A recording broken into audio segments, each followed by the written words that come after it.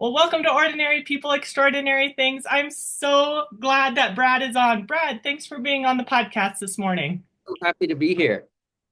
So, Brad and we've gotten to know each other because you've been able to come to our church and speak, and then this friendship has grown, and I'm just so grateful for it, and so grateful for the wisdom that you've poured out to us in so many ways.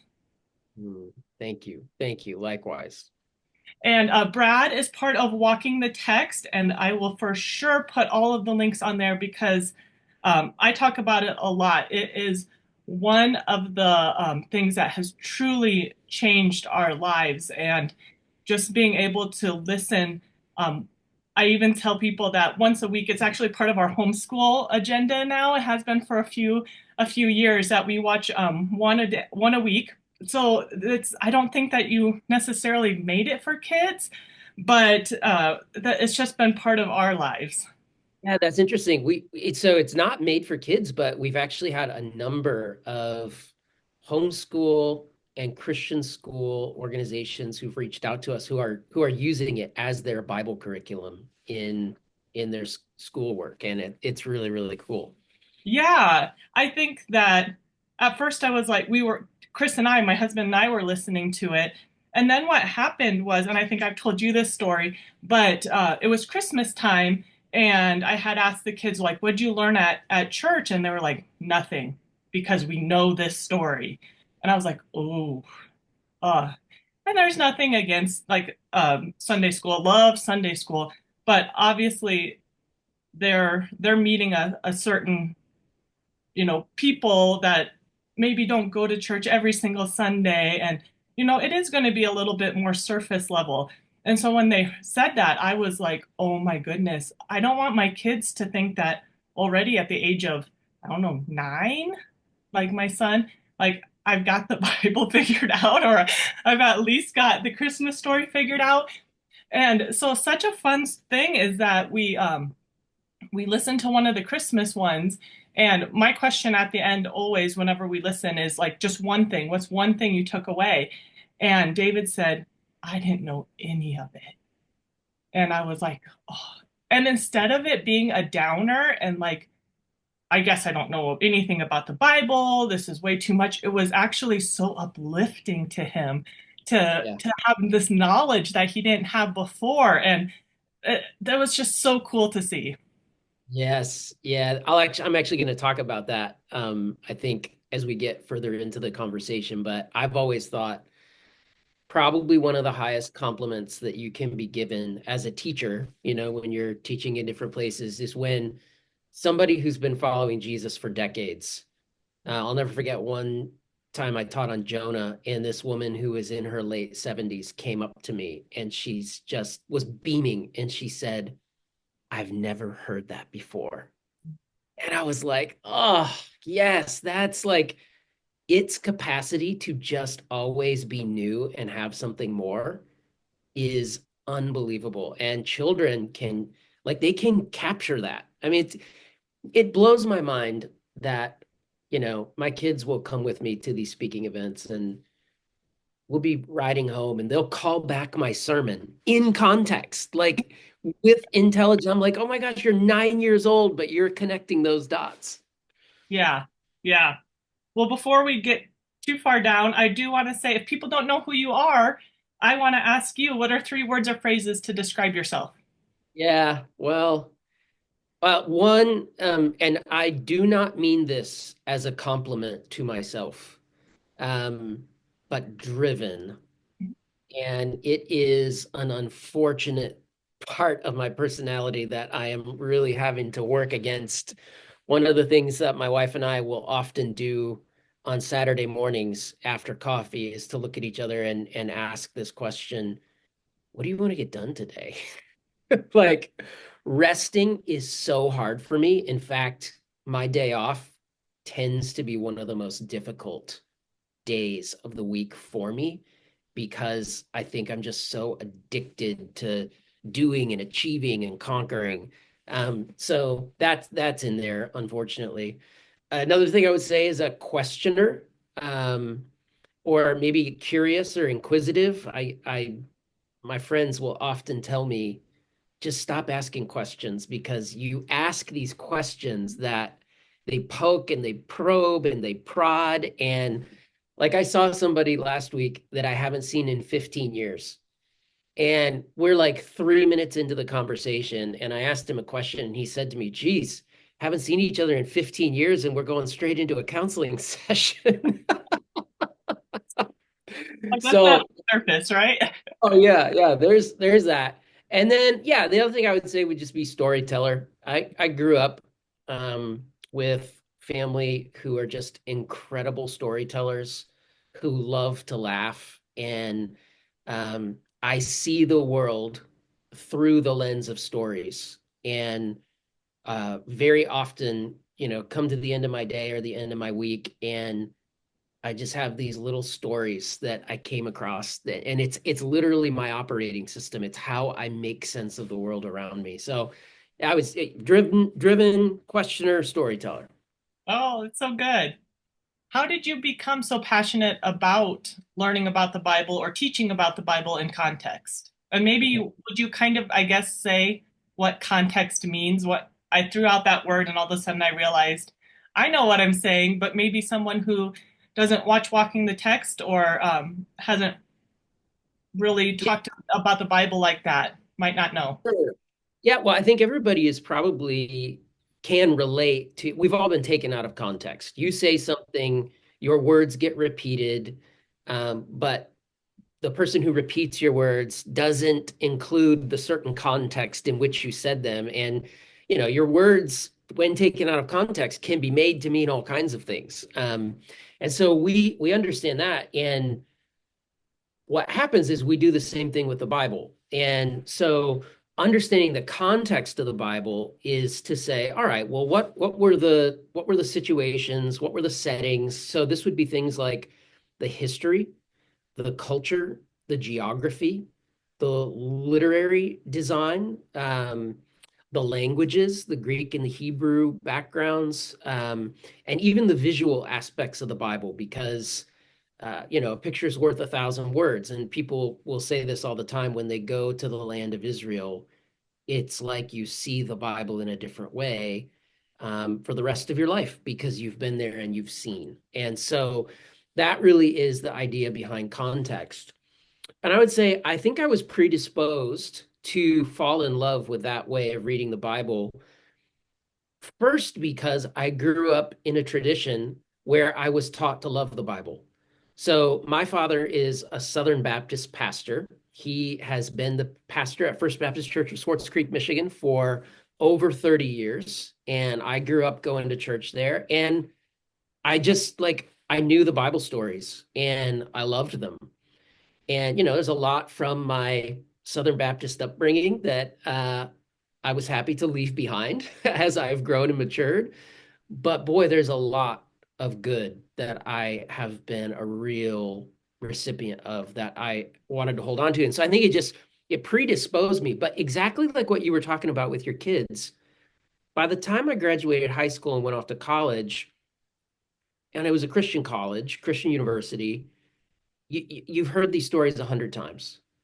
And I'll never forget, I started attending a church in Grand Rapids, Michigan, and the pastor launched the church by spending a year going verse by verse through the book of Leviticus, putting it in its ancient Jewish context.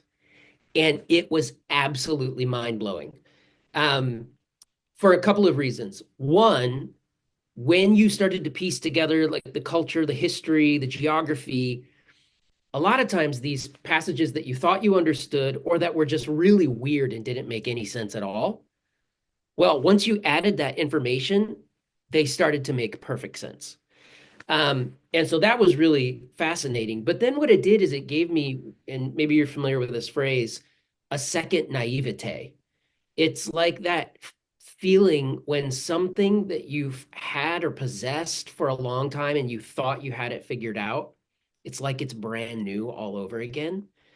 And that is the endearing nature of the Bible to me, is like there is just no end. The Bible is really this. genre of what we would call Jewish meditation literature. In other words, Tim Mackey of the Bible Project says this a lot, that the Bible is not designed to yield its secrets easily. It's the kind of thing you're meant to meditate on and chew on. And by the way, that word meditate in Hebrew is Haggah, and it can mean to meditate, but it can also mean to chew, like the way that a lion would devour its prey, and give out these like growls of delight while it's chewing it. We're meant to read scripture that way. So long, lovingly, slowly, savoringly, and over time, it just keeps giving off more and more and more.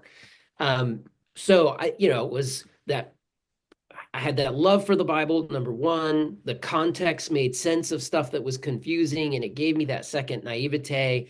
And so, I mean, then I went on an Israel trip, and once you see, you can't unsee. Once you taste, you can't untaste. And I was hooked.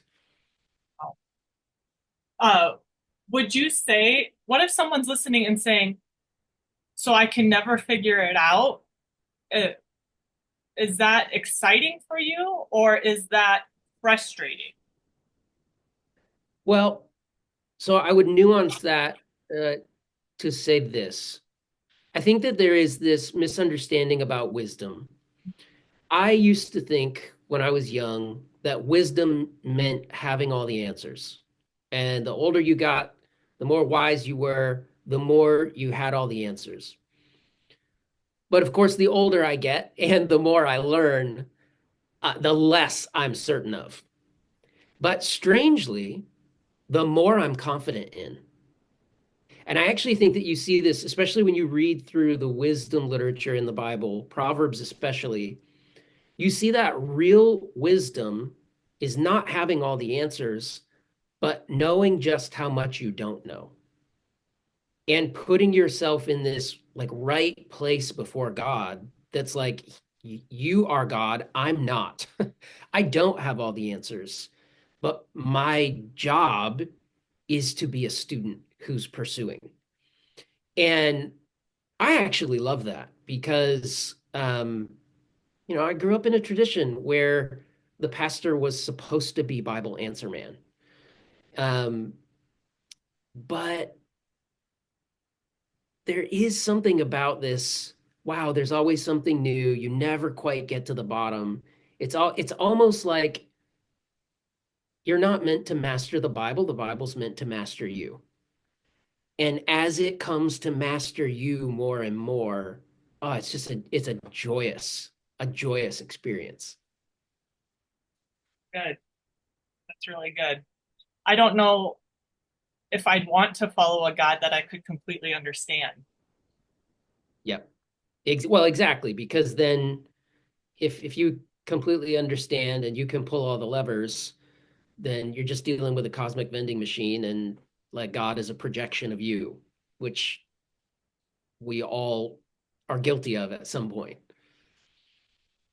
What would you say to someone who's listening that's afraid to dive in because maybe they're saying like faith is just believing and I'll just believe uh, and this is how I felt in high school, college was I really wanted to believe in God. I really wanted to keep believing in God, but I was afraid to do any kind of learning because I thought, what if God can't hold up?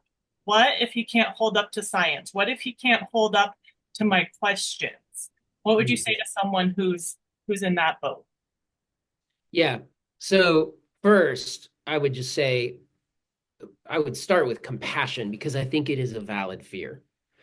And it's a valid fear because having gone through a pretty tragic experience in my life that forced me into a crisis of faith, I can say without question, it is incredibly unnerving to have your foundation pulled out from underneath you. Um, your worldview, the way you think about God, who God is, how he interacts with the world, right? And then you experience cancer or somebody dies. In my case, you know, my brother-in-law, who was a friend of mine, married my little sister. They were 21 years old. He went to Iraq, was there for 30 days, and was killed by an explosion, an improvised explosive. And it just gutted.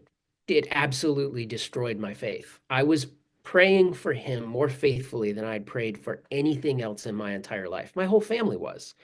And I'm holding on to, these promises. Um, you know, the prayer of a righteous person is effective. You have not because you ask not. If you pray with faith, believing. And I just was like, how can this be? We were doing everything right. And his death really exposed my faith for the house of cards that it was. Um, and I spent a year like wrestling, asking questions, and honestly raging against God. Um, and I came to this place where I realized, okay, either Karl Marx was right and religion is just an opiate for the masses to make people feel better about their misery, or I have misunderstood this thing from the ground up and I have to go back and rethink everything. And so that's what I did. And it was terrifying. Really, it's just to have the rug pulled out from under you does not feel good. And I actually think that there are like we may get to a point in life. I think anybody can rethink things. Anybody. But I think the tendency of human beings is we get to a certain point in life. Like I have certain family members who are at an age where I don't think they could do that work. Um, it would just be too upsetting, right? So I would just begin by saying it's a valid fear. Um, but I would say also it's a pretty low view of God. Like, what if God can't stand up to science? Well, what do you believe in then, really? Like, do you believe in the power of science over the power of God? Do you believe, um, God can't handle your questions? I mean, look at the Psalms. God has room for people's rage. God actually invites people's questions, their lament, their rage. And so, but we're just not told that. We're not told that. And this is the thing I would say is that life will bring you to this place. Pain is often the doorway to these kind of deeper reaches of the soul. And not everybody goes there. Catholic theologians have this way of thinking about spiritual development that they'll talk about there's a first half of life and a second half of life. And in the first half of life kind of faith, it's really all about um, building a name for yourself, figuring out who you are, figuring out who God is, figuring out what your beliefs are, and all that good stuff. But then in your second half of life, everything that you've been gathering up to sort of prop yourself up, you realize I really need to now spend the second half of my life emptying all this out. And so typically what moves people from first half of life faith into second half of life faith is the experience of some great pain. And so I would say sometimes we resist doing that work. And if we resist it, life has a way of pushing us into it anyways. But when you get pushed through the doorway because of pain, not everybody like goes through and grows. Some people will actually double down. They'll go back harder on like their tribal theology, the faith that they were handed in their childhood. They will double down. Um, Others will just disbelieve. Like I'm not going to do the work of trying to understand this from the ground up, so I'm done with it. Um, but if you'll let it, pain will disappoint you into depth. And actually, I think that that's been one of the greatest gifts of my life is seeing the way that God redeems pain. And pain then becomes this really, really powerful doorway through which he's able to breathe new life into the world. How like what did you have to relearn, I guess, or what if you want to share, or Sure. like how those passages that you talked about prayer, how have you understood those now? Yeah. So for starters, I've come to understand the Bible as it's a story, and it's a story that's headed somewhere. It's a story that's got a point, and it's a story that's an invitation to participate in where God is moving everything, right? And because we get to participate, we also get to choose not to participate. So God, for whatever reason, is carrying out his good purposes through the agency and the will of people who either get on board or don't. And when they don't, it actually frustrates God's will, like gets in the way of it, right? So um for me, it was like, okay, prayer is not a gumball machine where I just do the right things, put in my quarter, twist the dial, and out comes the out comes the thing that I was hoping for. Prayer is actually about me learning to yield to what it is that God wants, right? So um, I grew up with this idea that prayer was primarily about me expressing my feelings. But actually, the Hebrew people, the way that they learned to pray was by praying the Psalms, literally memorizing the Psalms. So if you look at Job's prayer in the belly of the fish in the book of Job, every single line of his prayer is stolen from the Psalms. And it's not an original prayer. He's borrowed from the Psalms and weaved together this prayer. But what's interesting is that he prays a prayer from the Psalms that is totally at odds with his situation.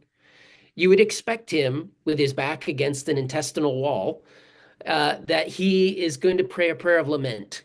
But instead, he prays psalms that are a prayer of thanksgiving. So he prays at a way that is totally at odds with his feelings. And I think this is the wisdom of Jewish prayer is we don't pray in order to express what we feel. We pray God's words in order to feel what God's words express, right? So it's about yielding what it is that I want to what it is that God wants. Now that doesn't mean that I don't pray for, you know, someone to be healed or for God to, help us financially. Of course, I still pray those things, and of course, I still think God cares about that stuff. Um, but there is this other dimension of reality that's not about me getting my way, but about this big story that God's unfolding and how I've been invited to be a part of it. So that was a big part of me rethinking prayer. Honestly, another big part of it was um, thinking about the problem of evil. So, God, if you are in control, why would you let my brother die?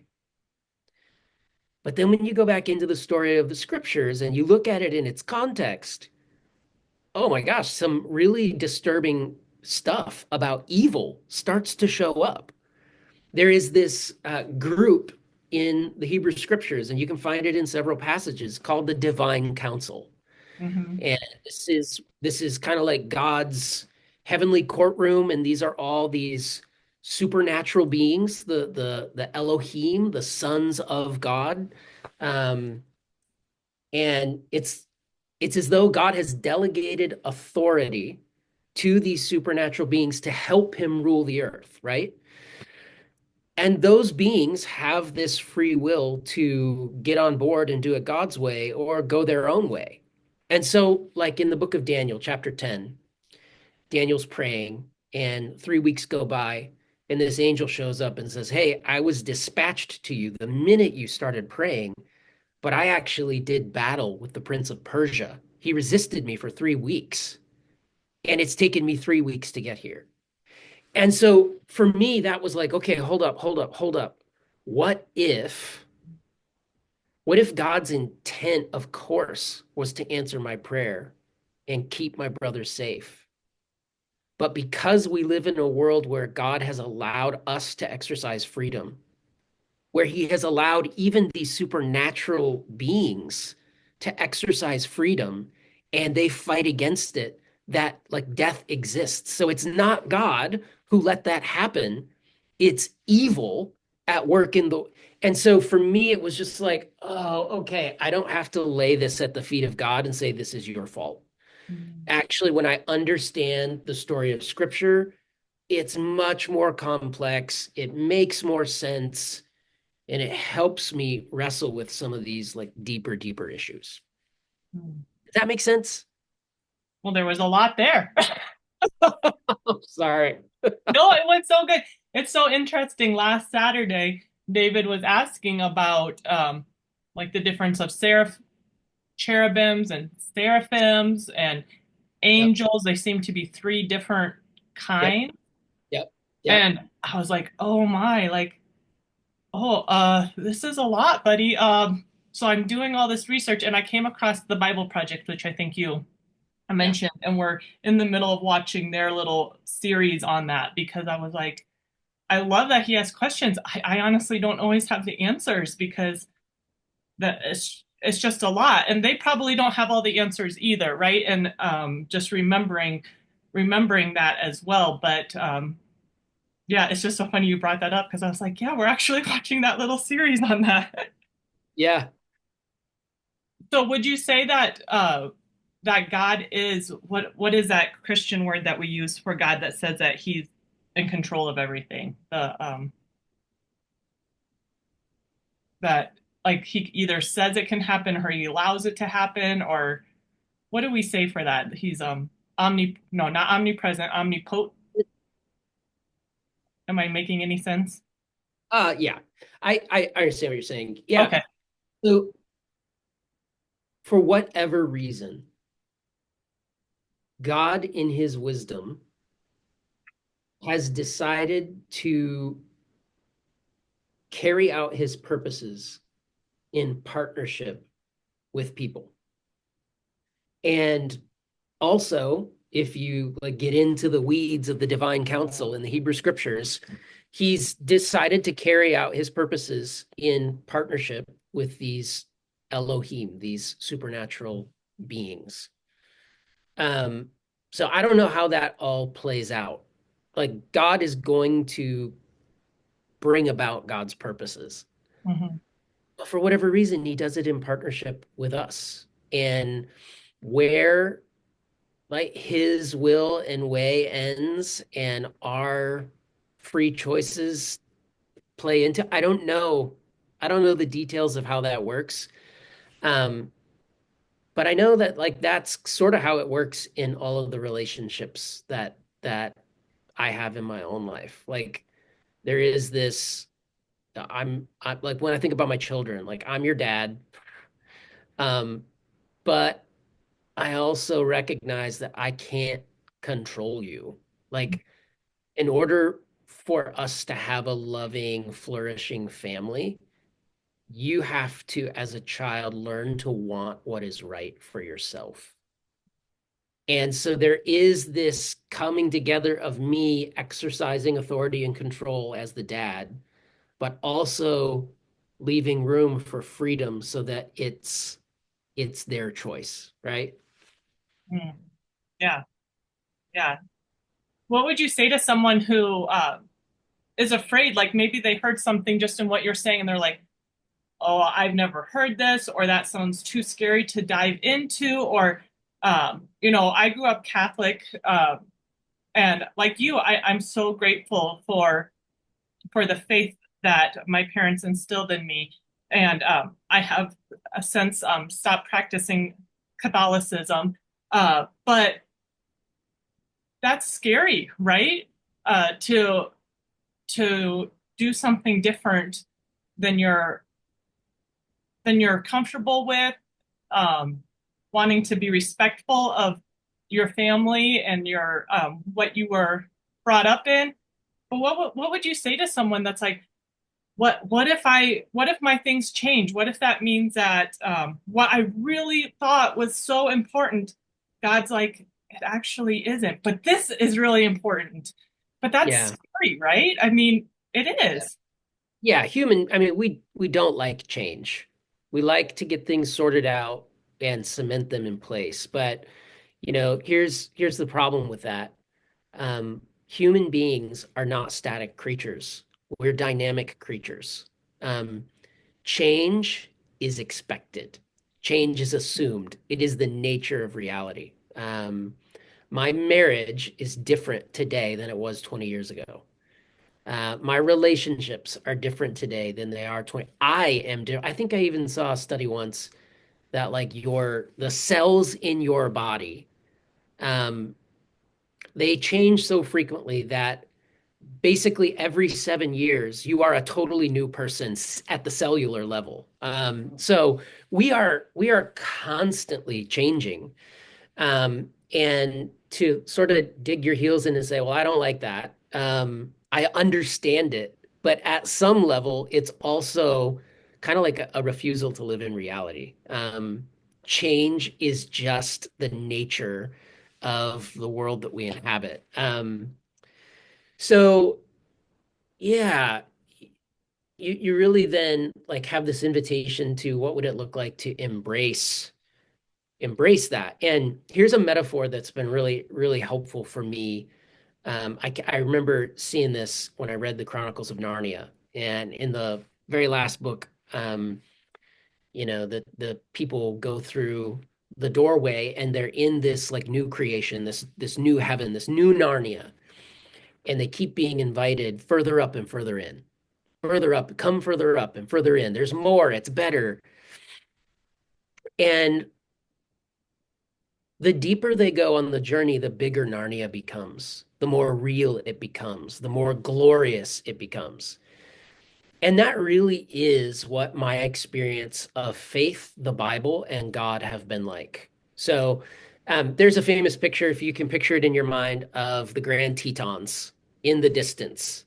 And in the foreground of this picture, there's this cabin. It's really beautiful. It's like a rustic picture. But imagine that you and I are on a hike and we're walking towards the Tetons. And from 10 miles away, we can look at that mountain range and say, oh, yeah, here's what it looks like the journey is going to require. We're going to have to go east over there. Obviously, we're going to have to scale up there. And then we're going to have to go left there. And then we're going to have to backtrack a little bit. And then we can go north. It all seems so clear. But the deeper into the journey you get, the bigger the mountain becomes, the more real it becomes. And as you get into it, you start to realize, ah, we couldn't see this from back there. And actually, we don't have to go this way. We actually need to go this way. And in fact, the only way the journey can continue is if we are willing to rethink the things that were so certain back there. And this, I think, is what holds a lot of people back in continuing to mature and grow in their faith is this refusal to rethink. And by the way, that is what the word repent means in Greek, metanoeo. It is to change your mind. And I don't think that we repent just once. Because yes, you repent, you give your allegiance to Jesus Christ, but then you give yourself to this life of discipleship, which is all about what the Apostle Paul calls taking on the mind of Christ. So you are literally daily trying to change your mind in order to see things the way that Jesus saw them. And if that is the kind of life you say yes to, oh man, buckle up because you are going to be doing a lot of changing. Uh, what would you say to someone who does know a lot about the Bible and they get frustrated when they hear things that aren't quite biblical? And I'm sure you get this all the time because you are so knowledgeable in the Bible. How do you, I guess, be humble, but also are there times when you can talk with someone, or is it just kind of a seeing how that Yeah, relationship is? yeah. Well, for one, like you said, humility, I think, is so crucial. And I think it's actually a test of true wisdom. Because like I said, real wisdom is knowing just how much you don't know, not walking around saying, look at it, look at how much I know. Not walking around pointing out all the ways people are wrong. Um, and also another thing that has been really, it's just a thought that's always been in my mind when this comes up is, there was a stage on the journey where that way of thinking or that way of making sense of things was really helpful for me. And it could be that there are people right now for whom that way of thinking is really helpful. And it's the first part of the journey. And I don't even like that language because that even sounds like, oh, I'm, further along than you, and one day you'll be where I'm at. I don't like that. But it is, like we need all kinds of churches. We need all kinds of teaching. I think we need every voice making sense of the text, twisting the gem, helping us look at it from different angles. So, there's that. But yeah, I do think that there is like this, and this is what I love about context so much, is when you can come to the Bible and ask the question, not what do I think or what does this mean for me, but what did this mean for them then? Oh gosh, that just creates such new and interesting and exciting like ways to think about the text and ways in. But as you've said, not everybody's up for that. It's not for everyone. It really isn't. Some like I grew up in a very anti-intellectual church. My parents made jokes about people who had PhDs, and they called seminary cemetery. And I'm sure they hated it when I went. Because in their mind, like people who get smart go crazy. They go off the deep end, and they would tell me, "You went to college and you became liberal." I'm like, "No, I didn't. Just because I went to school doesn't make me liberal." But so there is some fear of that. But it's so worth the journey. It's so worth the journey. Yeah. Well, and you have been kind of walking us through some questions that Chris and I had, and you were like, hey, maybe look at it this way. And you've given us so many tools and books. So thank you for being Yeah, gracious with us as we're kind of always learning. And you do that so well, though, instead of being like, how could you think that? You're such an idiot. Or like, just, well, this is what I thought. This is kind of what I think now. This book helped me. And like, we can always still be friends, even if we end up staying on different sides of this question. So yep, um, I think yep. that you're gifted in that. Well, thank you. Yeah, I've had some really good mentors along the way who modeled that really well. So we talked about knowing a lot about the Bible and learning. And I think when I was growing up, it was don't talk about religion, don't talk about politics. At least that's kind of how the world kind of seemed to me. And now it feels like uh, throw yourself into talking and telling everybody about your politics and your religion. And don't worry if it hurts people. Don't like I think I was kind of what I was saying with your question of like if you have a different thought about the Bible than someone else, maybe how do you I think you can talk about it. I mean, like you said, we've talked about it and you've been like, hey, maybe look at this. So I'm not saying you can't talk about it, but I feel like from when I grew up of don't talk about politics or religion to uh, now we're on the other spectrum of almost like just throw it all out there and Yeah, be mean to each other. yeah. And, we just came through a new president coming into office, and there's so much tension. Mm, And, oh, it's kind of a yeah. difficult spot to live in, right? What would you say to people as we're diving into religion and how that might impact politics and how we treat people and maybe I guess not your thoughts, but what would Jesus mostly say about some of this? Yeah. Well, I think it is really helpful to remember that like you said, the pendulum has swung, and certainly in my lifetime, this is the most polarized and tribal that I've ever seen the world. And I definitely felt it as a pastor.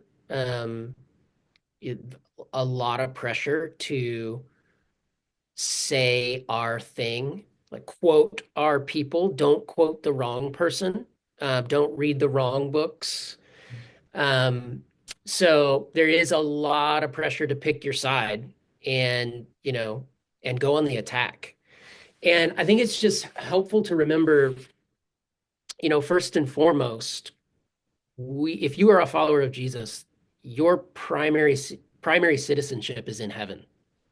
Our primary citizenship is as apprentices to Jesus, disciples of his way. And kind of the core of that is love God and love others. And how do you love God? Well, you do it by loving others. So, unfortunately, the truth about like a polarized society and a tribal society is that it is much easier to build community with people when you share a common enemy.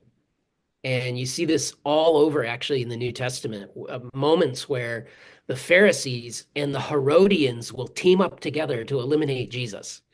Well, the Herodians were all about keeping Herod and Rome in power. And the Pharisees kind of had this bent of like revolution. um, and so they're diametrically opposed, but they come into league together to eliminate Jesus. Or you've got Herod Antipas and Pontius Pilate, who they're not friends, they're kind of enemies, but they come together around Jesus's trial and crucifixion, and the text says that they became friends from that moment onward. And so there is a seduction right now to build community around common enemies. And that is so antithetical to the kingdom of God. So just to be aware of that, I think, is huge. Um, and the text will talk all in all kinds of ways about, honor the authorities, right? Pray for your leaders. It's God who puts these leaders in place. But frequently in the New Testament and in the Hebrew scriptures, you will see people of faith in positions and situations where the rulers and authorities over them um, put themselves in a place where they're making a claim on God's place, right? So when Babylon wants to set up a statue and like, Daniel and all your friends, you're going to bow down and you're going to worship this statue. And Daniel's like, no. Well, Daniel works for the government. He has a Babylonian name, but he draws the line. And you see that same kind of thing in the New Testament where, man, these followers of Jesus, they care about their communities, they care about their government, they're going to pray, they're going to support, they're going to work, they're going to invest. But there will be these moments where they have to play the role. And I'm getting this language from the Bible Project about Daniel and even about, some of the followers of Jesus in the New Testament where they're loyal subversives.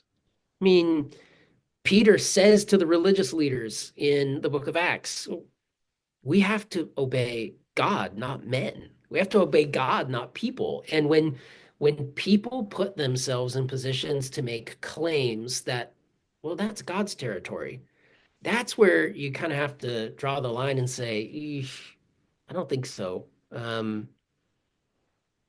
That's a kind of idolatry that, needs to be named and challenged and confronted. Um, so on the whole, I actually think Christians have this like really powerful opportunity right now to love others really well by being some of those peaceable voices that you can talk to, and they're not gonna treat you as an enemy because you think this way or cast you aside because you think this way. They're gonna stay engaged. Mm.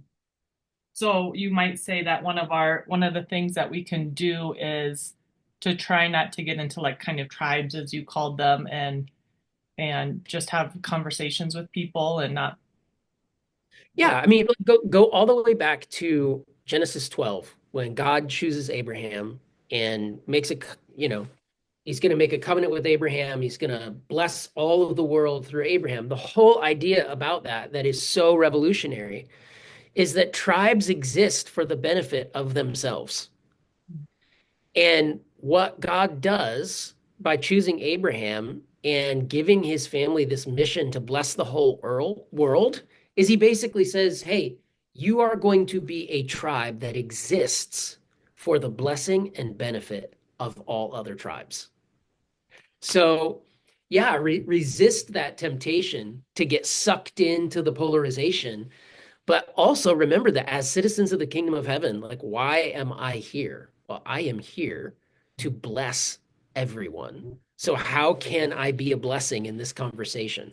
Mm. How can I bless this person, even if they're my enemy, which is one of Jesus's teachings that's so challenging in the New Testament. Yeah, yeah. Well, this has been a great conversation. Well, as we wrap up, this might be a hard question for you. What is your favorite Bible verse or story? Yeah, that is a hard question because I feel like it's sort of like asking a cat lady which cat is her favorite. Um, As a Bible teacher, what do you yeah.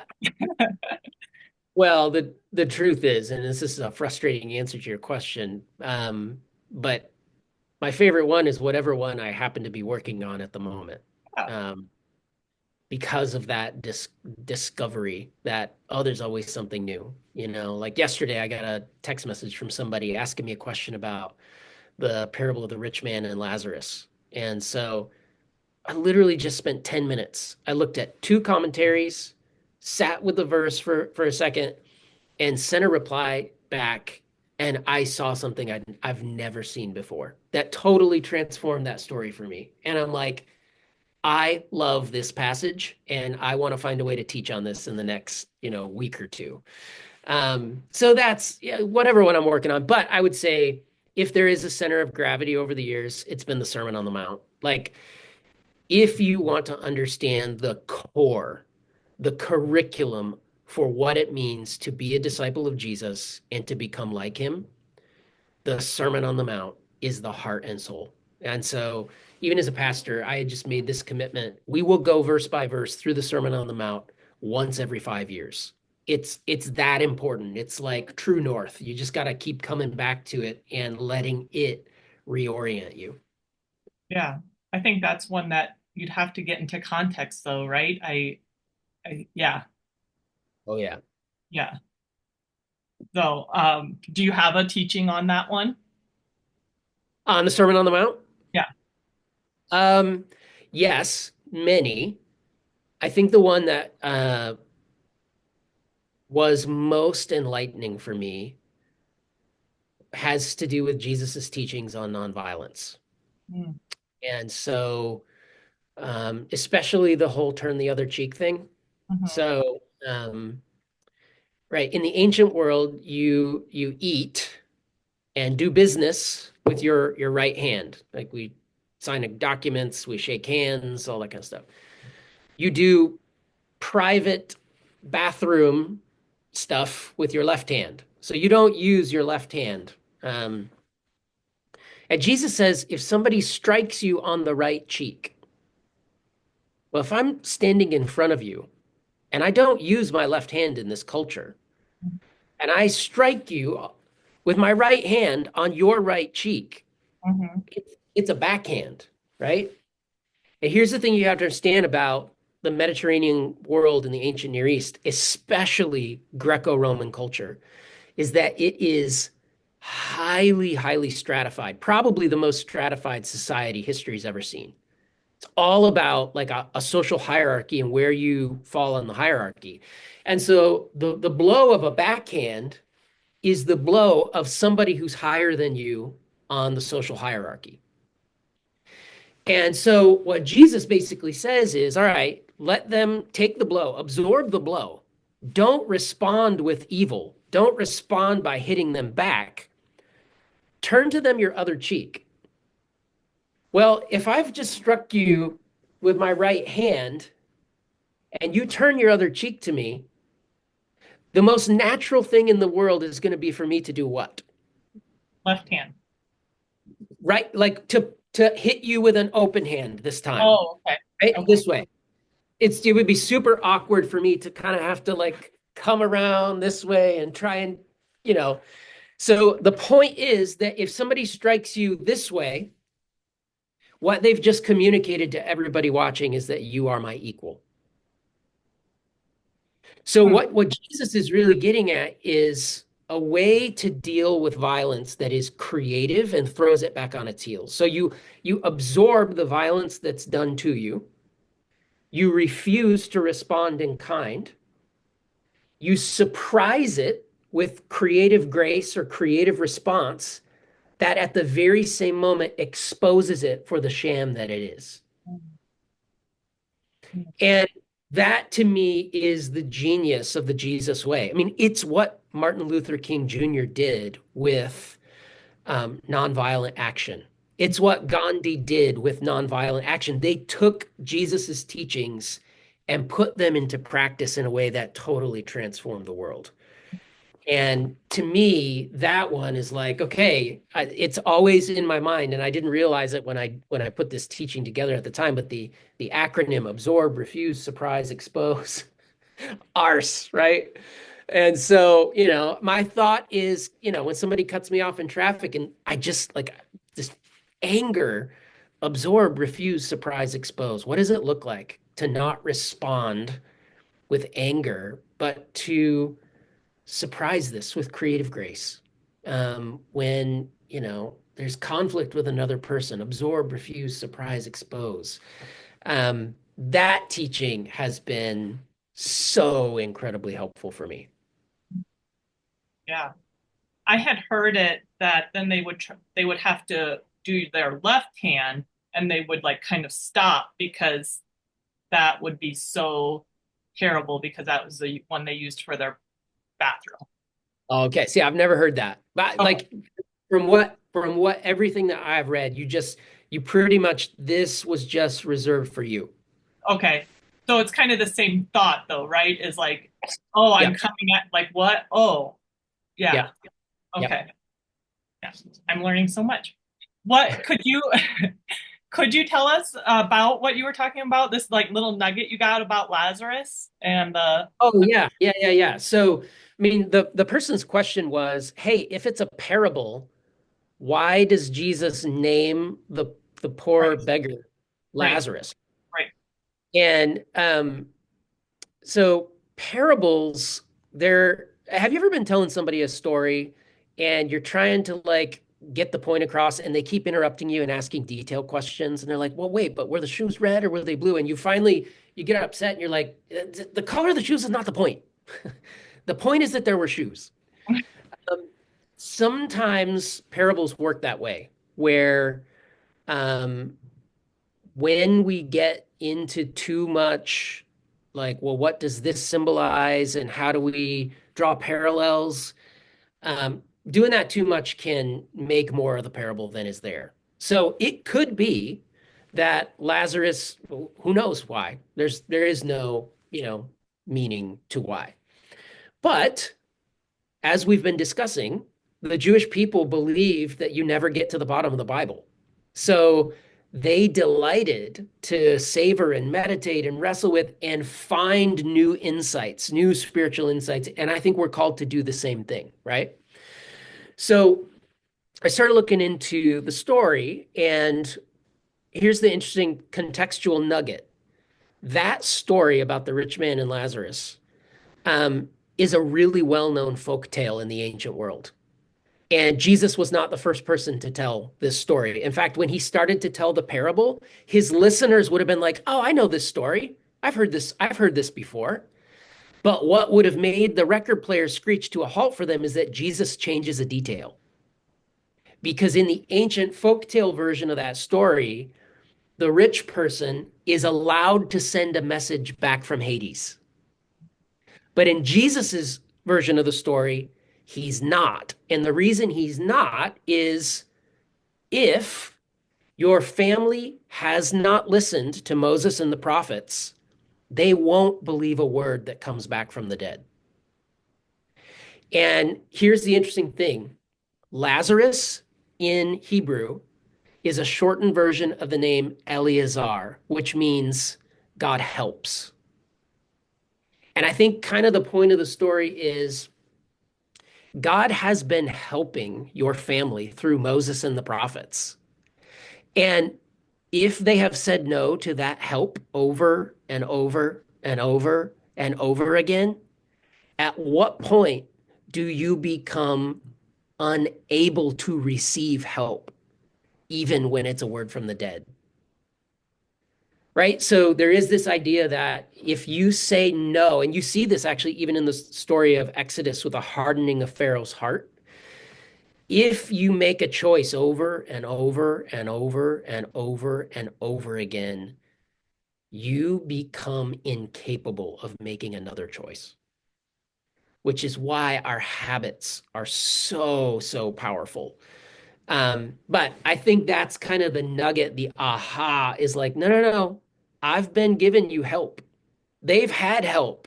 It's been there all along in Moses and the prophets, and they turned a deaf ear to it. You think a word from the dead is going to get them to believe? No. And that is, I think, so true to how the human heart works. We think that, oh, if I just have more information, if I just had a little more proof, if I just had a sign, well, then I'd believe. But actually, what I see over and over again is that we have a tendency to interpret the data in a way that just rubber stamps our previously held beliefs. That's good. What are you grateful for? Oh man, there's so much. I feel like God has been especially kind to me this last year with a couple of new friendships, male friendships. You know, I was a pastor for 20 years, and pastoring is really lonely, and leading is really lonely. And so just to have a couple male friendships just has felt like a breath of fresh air and God's real kindness. And then I would say my marriage. My wife Trisha and I, we've been married for 22, coming up on 23 years. And again, being a pastor, I mean, our marriage almost didn't survive planting a church. And so to be able now to look at what we have together. It just feels like such grace that we were able to move through really, really hard things and we have this beautiful relationship. Um, and then this one is kind of cheesy, but we have a fireplace. We bought a new home about a year ago, and we have a fireplace, and we are fire people. And even in the age of screenagers, when you put a fire in the fireplace, my children will drop their screens and they're like a moth to the flame. And so if I were to take the camera downstairs right now, you would see we have our lazy boy chairs pulled right up to the front of the fireplace. And it's been really cold here. And so we've had fires going nonstop. And so pretty much every night around 9 o'clock, my entire family is within like a 5 foot radius of each other, just sitting in front of the fire. And it just makes my heart so happy. Oh, I love it. We have a fireplace too that we use all the time during the winter. So Yeah. that's really funny. What kindness have you received in the last week, or what kindness have you given? I'm trying to think of something really profound for you. No, it's little stuff. And that's I think is the great lie is that profound equals what faithfulness really is. And that's not true. Faithfulness is like these little daily kindnesses. And by the way, that word kindness shows up in the list of the fruit of the Spirit. In Greek, I think it's Christotes. It literally means useful. So to be kind is to be useful. And I just love this. Like as a pastor, I saw this over and over again where When somebody goes through something hard, they'll start to get the calls and the texts. If you need anything, just let me know, right? It puts the burden on them to ask for what they need. But what real kindness is to actually do the work of anticipating what they need and offer it. So, right, the mom who comes home from the hospital and she's got her baby and she gets a text message from a friend that says, if you need anything, let us know. Well, that's really nice. Thank you. That's very nice of you. But kindness is the friend that comes over and says, all right, here are 3 meals. Put them in the freezer. All you got to do is warm them up. Give me that baby. You go lay down and take a nap. I'm gonna feed this baby. I'm gonna get this baby burped. I'll put her down for a nap. You go rest. And by the way, my husband's coming by on Thursday to mow the lawn, so you guys don't have to think about it. That is kindness. And right here on the window ledge in front of me, my daughter, my oldest daughter, she ran to Starbucks yesterday. She brought me back a cappuccino. And she knew I was up here working, been writing for like 6 hours straight. And it's just this little thing of like, hey, I see you. I value you. Here's this. And I love that you asked the question because gratitude begets gratitude. And when your mind is focused on what you have, you just start to see what you have everywhere. Well, So and I it's so also ask it because, like you were saying, I think that we have, in general, come up with this lie that in order to do something kind, we have to do something crazy big. And then that makes us actually off the hook because, Yep. oh, well, I can't do that. I can't give someone a new car. I can't pay for someone's mortgage. So I guess I don't have to do anything. Or, or that it doesn't matter.